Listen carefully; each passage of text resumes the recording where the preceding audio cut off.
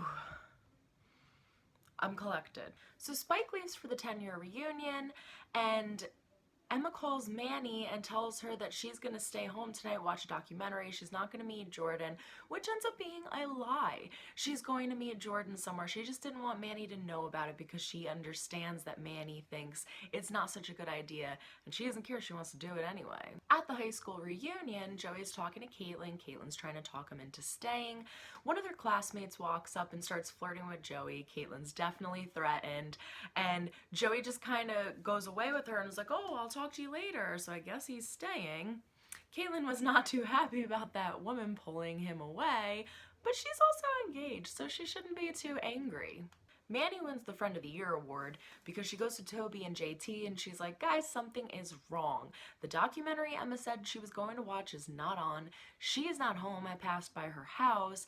I'm afraid she went to go see Jordan. So Toby gets the idea that he's going to hack into her emails and see if they could find out where she may have gone.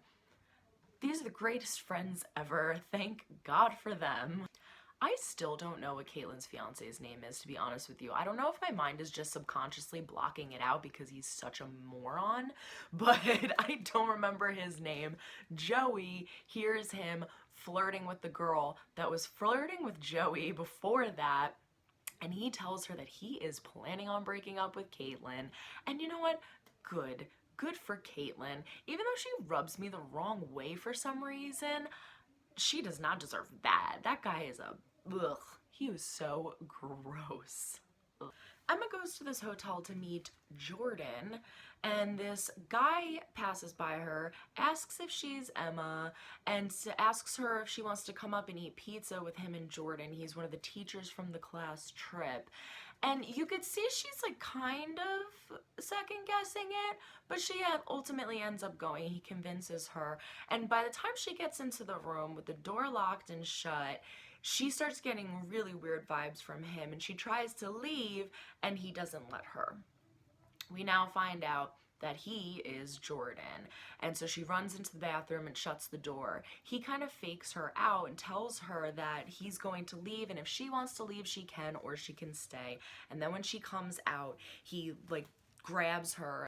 We go back to the high school reunion. Caitlin's giving a big speech.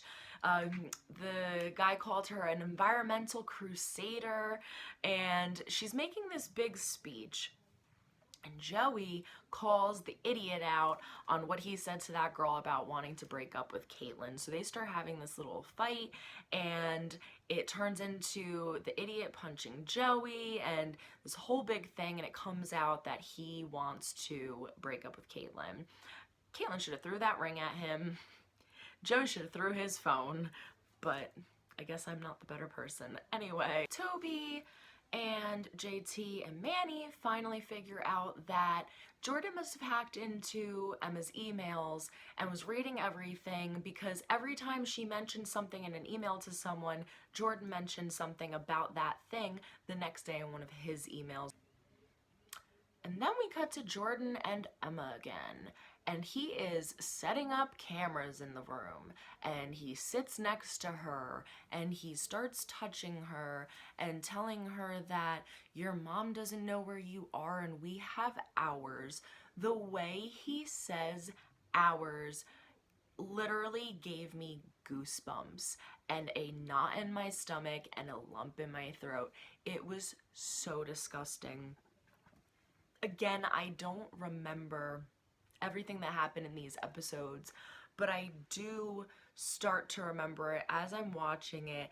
And I remember around this time, AOL was very big, and I was like 11 or 12 maybe. I remember my friends and I used to mess around with AOL. We would go in chat rooms and talk to people, and just to be silly and goofy, but being in the chat room exposed your screen name, and so you would get messages from random people sometimes that would just contact you.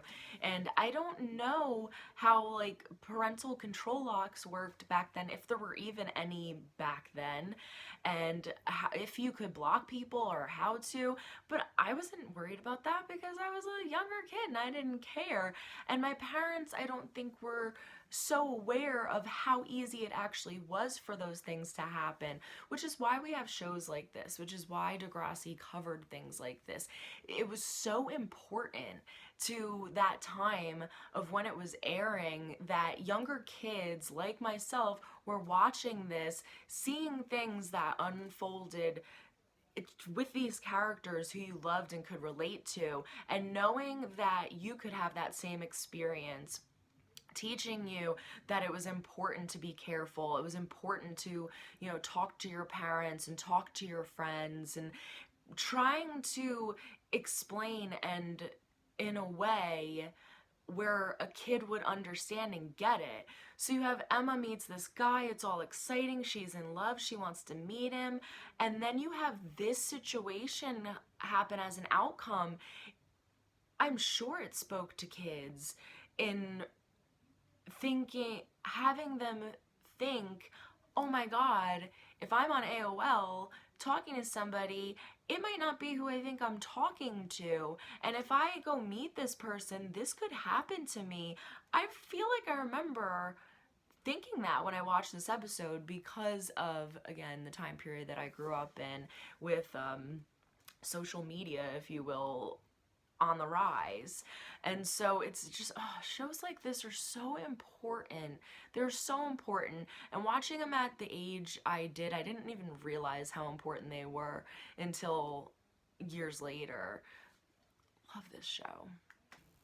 So they find out what hotel they're at. The kids run to the high school. They tell Spike and Snake. Spike and Snake fly to the hotel, call the cops, and are running down the hallway trying to find Emma. And the shots that they make, they kind of, when they're running down the hallways, it's slowed down, it's echoey, it gives you this like panicked, almost like a suffocating kind of feeling. And I felt it. You cut again back to Jordan and Emma, and he's like smelling her neck and he touches her lips. The shots that they take for this episode, you have these shows or these movies, big one right now being talked about is Cuties, that show so much they don't have to. Scenes can be so powerful sometimes with just the right cuts and the right kind of thing being shown. Like him just smelling her neck and going like that to her lip. It was like second, and it was enough for me to want to vomit. It was, oh my God, the emotion that it brought out in me. It was so powerful. Find the room, they hear Emma scream. It's a distraction enough for him that she can get up and run out of the room and open the door, and Snake grabs him and throws him up against the wall, and he says, I will break your neck if you move. Cops come and arrest him. And then they come to get Emma's computer later, and the guy says he's a repeat offender. They say that they need the computer for the trial as evidence and they'll get it back after, but they suggest keep it downstairs now so that you can kind of monitor what she's doing. And Spike goes to talk to Emma about what happened, and at first she kind of yells at her because she's upset, she's scared, she was worried. She's being a mom. Emma said she made a mistake, kind of like how Spike made a mistake having her, so you find out that Emma was a surprise pregnancy, and Spike says that's not the same thing, it's completely different. You're not stupid, you're very smart, that's why it's confusing.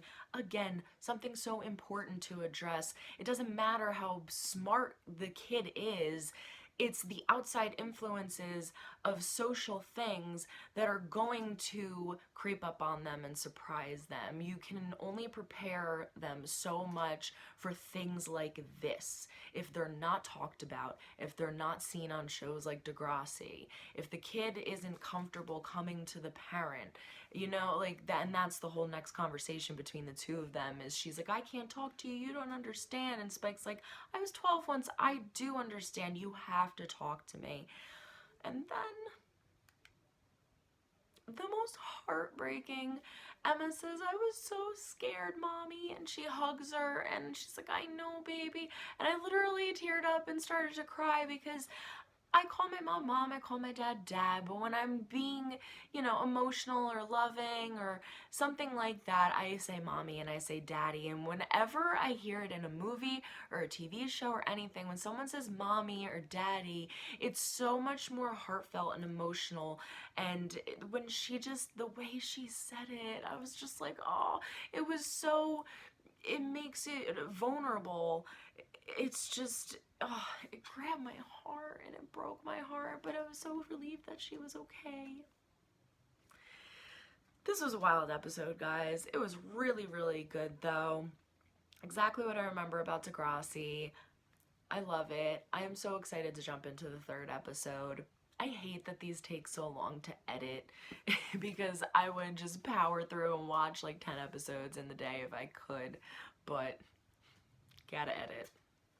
I hope you guys enjoyed this as much as I did.